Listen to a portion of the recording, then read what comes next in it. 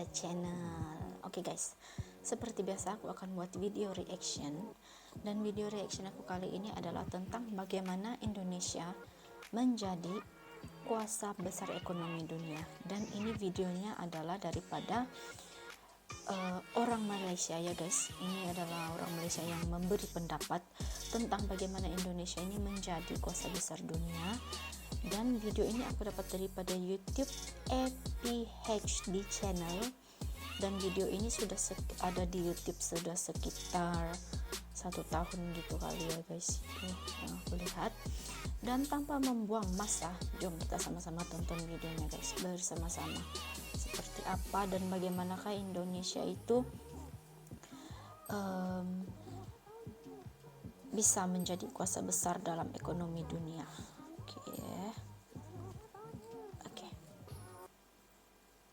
Sejak beberapa dekad yang lepas, Indonesia dilihat sebagai sebuah negara dari Asia Tenggara yang berjaya membangun dan memperhebatkan sektor industri ekonomi mengikuti negara besar Asia yang lain seperti Hong Kong, Korea Selatan dan Taiwan. Walaupun ekonomi Indonesia berkembang dengan baik pada tahun 1980-an dan 1990-an, Indonesia sangat terkesan dengan krisis ekonomi yang melanda seluruh Asia pada tahun 1997 yang kemudiannya menyebabkan berlaku reformasi dalam politik di negara ini. Selepas itu, ekonomi Indonesia dilihat semakin pulih dan memiliki status negara yang sedang berkembang dengan sejarah yang pelbagai dalam ekonomi, kebudayaan dan politik. Jadi, video kali ini kita akan melihat bagaimana Indonesia menjadi kuasa besar ekonomi dunia. Teruskan menonton. Indonesia yang terletak di Asia Tenggara adalah kepulauan besar terletak antara Lautan India dan Lautan Pasifik dengan lebih daripada 17,000 pulau. Keluasan negara Indonesia adalah sekitar 1.9 juta kilometer persegi. Indonesia mempunyai tanah yang subur untuk pelbagai jenis pertanian dan sangat kaya dengan sumber bumi seperti petroleum, gas asli, arang batu, biji timah, bauksit, tembaga, emas dan perak. Indonesia sekarang adalah negara ke-16 terbesar ekonomi di dunia dan bersedia untuk melonjak sehingga tangga ke-5 menjelang tahun 2030. Peratusan kadar inflasi di Indonesia kini berkurang sehingga satu angka. Hutang negara juga rendah pada kadar 29% dari nilai KDNK, dan dalam tempoh 10 tahun yang lepas, kadar pertumbuhan ekonomi telah meningkat dengan purata 5.3% setahun. Pembangunan ekonomi yang positif di Indonesia ini tidak hanya berpusat di ibu negara Jakarta sahaja, bahkan bandar lain yang mempunyai saiz populasi pertengahan juga dilihat pesat membangun seperti Medan, Bandung dan Surabaya. Faktor-faktor pemangking ekonomi Indonesia. 1. Kebangkitan Asia. Pertambahan jumlah populasi yang termasuk dalam kategori golongan pengguna di peringkat global akan meningkat sehingga 1.8 bilion orang dalam tempoh 15 tahun ke hadapan, dan lebih daripada 75% daripadanya adalah dari Asia. Perubahan ekonomi di negara China dan India dilihat sangat mengagumkan. Ini akan meningkatkan permintaan pelbagai sumber dan komuniti yang boleh dibekalkan dari Indonesia. Ianya dapat dilihat dari jumlah ekspor Indonesia ke negara China dan India yang telah meningkat sebanyak 15 hingga 20%. Kedua, proses urbanisasi. Kadar populasi penduduk yang tinggal di kawasan bandar-bandar utama di Indonesia dijangka meningkat dari 53% pada waktu sekarang hingga 71% pada tahun 2030 dengan 53 juta penduduk berpindah ke kawasan bandar. Bandar-bandar baru juga akan dibangunkan serta dapat meningkatkan KDNK hasil pendapatan ekonomi di bandar dari 74% kepada 86% menjelang 2030. Ketiga, pertambahan populasi tenaga kerja muda. Populasi penduduk muda semakin meningkat di Indonesia. Dianggarkan mencapai jumlah 280 juta daripada 240 juta pada masa sekarang. Ini berbeza dengan demografi kebanyakan negara lain di Asia yang kebanyakannya mempunyai ramai populasi lebih berumur. Jumlah tenaga kerja muda yang lebih produktif ini akan menyumbangkan pertumbuhan ekonomi sebanyak 2.4% menjelang 2030. Keempat, perkembangan penduduk seiring teknologi. Pada sedekad yang akan datang, rakyat Indonesia dilihat semakin maju seiring dengan perkembangan teknologi dan digital. Pada waktu ini, terdapat 220 juta langganan teknologi mudah alih diguna pakai oleh penduduk Indonesia. Internet menjadi suatu arus perdana yang mempengaruhi pelbagai aktiviti harian pengguna. Oleh itu, sistem perhubungan menjadi mudah dan efektif. Ianya akan sentiasa ditambah baik seiring keperluan dan kehendak pengguna yang semakin ramai. Kelima, kesan dari perang dagangan Amerika Syarikat dan China. Perang dagangan di antara Amerika Syarikat dan China bermula apabila Presiden Trump memperkenalkan cukai tinggi sehingga 25% ke atas barang ekspor China. Ini telah memberi kesan ke atas ekonomi seluruh dunia, malah mengubah sektor perdagangan di Indonesia. Oleh kerana barangan China tidak lagi diekspor ke Amerika Syarikat, peniaga dan pengusaha syarikat China mula beralih arah kepada negara besar seperti Indonesia.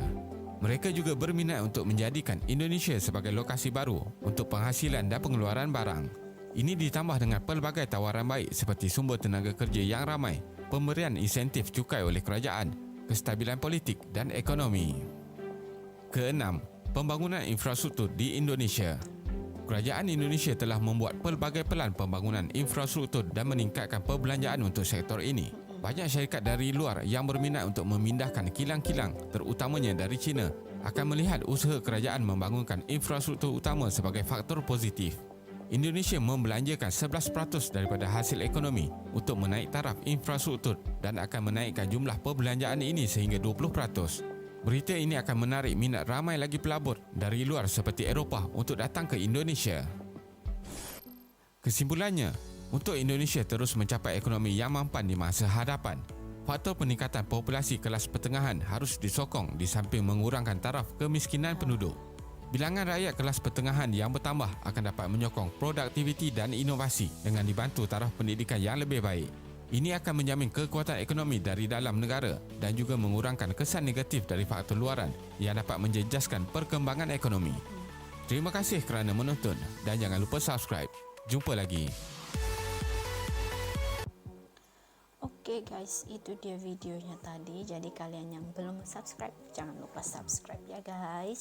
So, berbalik kepada video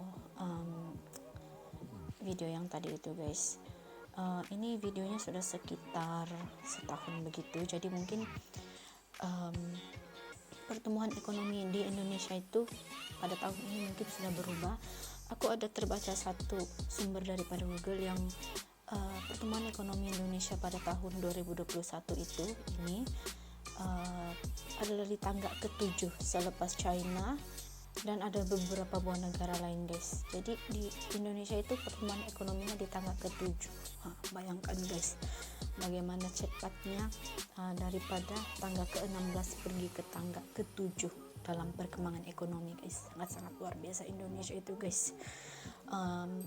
Dari segi pembangunannya, pokoknya Indonesia itu guys sangat-sangat luar biasa dalam membangunkan negaranya itu guys, sangat-sangat. Itu juga daripada pemimpinnya yaitu Presiden Pak Jokowi itu guys, sangat banyak pembangunan yang telah dia ubah suai guys, telah dia bina. Contohnya Stadion JIS itu guys, apa lagi ya guys, yang ada pembangunan terbaru di Indonesia yang viral pada saat ini yang aku tahu adalah Stadion JIS itu apa lagi tuh, Litar perlombaan moto tuh guys, dan juga perpindahan pusat bandar daripada Jakarta kepada Kalimantan itu kah guys, betul kah guys? Aku mohon maaf kalau aku salah ya guys, kalian tolong betulkan. Tapi menurut aku itu perkembangan ekonominya di Indonesia itu sangat-sangat maju, dan mungkin Malaysia harus mencontohi atau mempelajari bagaimana dan cara-cara Indonesia itu memajukan negaranya itu guys, karena pembangunannya memang sangat-sangat mantap. Aduh. Oke lah guys, hanya itu video reaction aku pada kali ini. Seperti biasa, jika kalian suka jangan lupa like, komen, dan share, dan jangan lupa subscribe karena subscribe itu gratis aja. Oke lah, thank you for watching. Kita jumpa di next video. Bye. Assalamualaikum.